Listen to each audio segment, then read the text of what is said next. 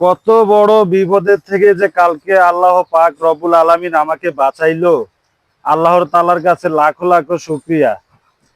এরে নিজাইমা, এরে নিজাইমা, এই এই কাকা কালকার কামের লগে কে কে জড়িত আছে এটা আমারে ক।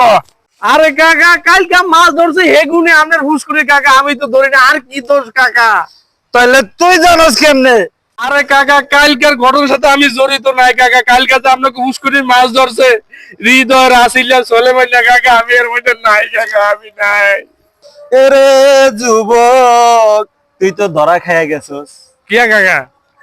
আমি তো কালকা আমার দোকানের সামনে কে জানি পানি হালাইছে, আমি তো হেইটার লেগে তোরে জিগাইছি।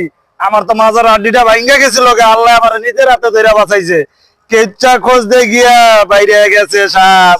আমি তো বিচারকের বাপ। আরে কাকা আমরা দোকানের সামনে লাইলির ভাই মুতি দিছে, এই মুতে আমরা পরি মাজা ভাঙছে। আমার কি দোষ কাকা? আমরা তো চলি আইছি কাকা। তাহলে যে মাছ ধরছস তোরা।